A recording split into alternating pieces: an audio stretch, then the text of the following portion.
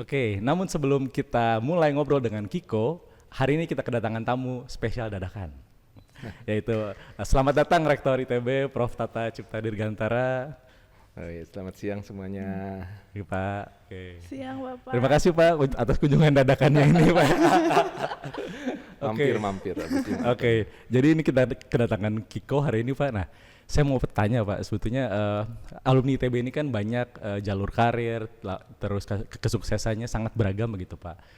Bekerja remote, kreator konten dan sebagainya. Nah, bagaimana ITB melihat perkembangannya ini Pak?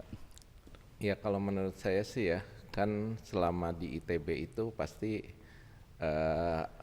mahasiswa itu mulai mikir-mikir ya, anak-anak remaja yang masuk ke ITB terus mulai mikir nanti kalau udah lulus mau jadi apa gitu ya.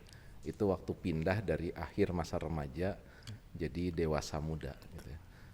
Dan seperti pernah saya bilang itu banyak yang merasa salah jurusan gitu kan. Betul, Oh ternyata passion saya bukan di sini, ternyata itu ya. Jadi dia selesaikan sekolahnya, kemudian sesudah selesai kuliah pun bisa jadi yang dia bayangkan tentang pekerjaannya itu juga nggak seperti yang dia pikir gitu ya. Terus tiba-tiba menemukan passion yang lain. Jadi menurut saya sih nggak apa-apa gitu ya. Kalau kurikulum 2024 aja sekarang ininya tagline-nya kan carve your own dream kan. Pahatlah mimpimu sendiri gitu ya.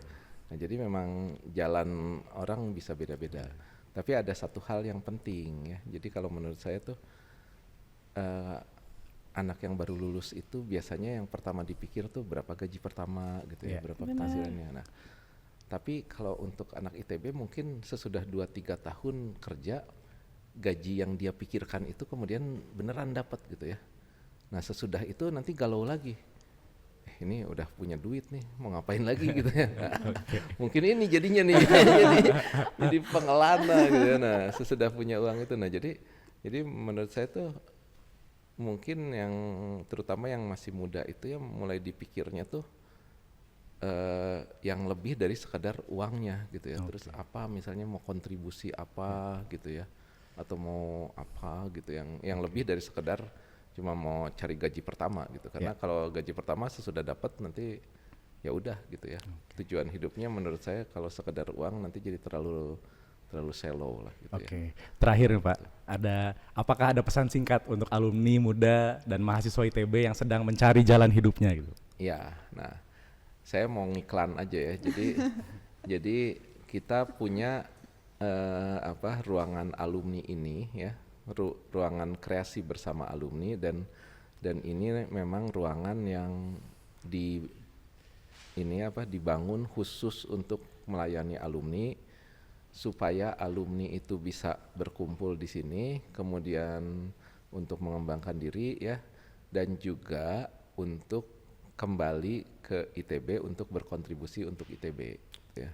Mungkin yang zaman dulunya pernah dibantu UKT-nya sama seseorang gitu ya, kemudian sekarang udah berhasil, nah sekarang giliran membantu adik-adiknya lagi gitu ya. Mungkin dulu pernah mecahin gelas ukur nggak bilang-bilang sama asisten, sekarang bantu alat-alat lab gitu ya, kalau udah berhasil gitu ya. Jadi saya kira itu sih, dan ini ruangan bisa dipakai untuk membangun jejaring yang besar gitu ya, potensi kita sangat besar ya.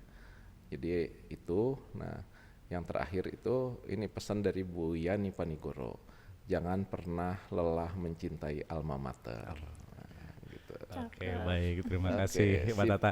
Terakhir Pak, saya mau tanyanya ke Kak Kiko, dengan pengalamannya ini di Instagram gimana nih cerita dengan Pak Tata ya, yang soal kakak tadi. Jujur malu ya. Jadi gimana sih ceritanya itu? Ceritanya itu kayak ya udah kan, konten aku cukup viral, banyak yang komen. Terus aku tuh emang sering banget balesin komen supaya engagementnya makin tinggi gitu kan. Nah terus ya udah aku asal-asal bales aja, nggak tahu ini siapa username-nya Tata bla bla bla gitu kan. Terus aku nama saya aja dia masih nggak tahu sampai sekarang. Aku emang jelek Pak, ngapalin nama lah, alasan aja. Tapi intinya ya udah aku balas aja, iya betul Kak, aku bilang gitu. Terus udah aja berapa hari kemudian tiba-tiba ada yang reply, kayaknya nggak cocok deh, itu dipanggilnya bapak bukan kakak, soalnya dia rektor ITB yang sekarang, katanya gitu kata komen. So kayak oh my god ini gimana? Malu banget dari situ. Terus ya udah aja aku minta maaf. Baik, mungkin itu ya karena jadwal Pak Rektor Oke mungkin. ya, saya Nah, terima kasih banyak ya. Pak Rektor sudah menyempatkan Selamat hadir ya. di Rukas. Silahkan melanjutkan ya. Oke, baik. Terima Hati-hati kasih. Bapak. juga ya. Iya, Terima kasih, makasih Pak. Bapak. Petualangan berikutnya ya. Iya, doakan saja Pak. Terima kasih, Pak. Ayo Pak, makasih.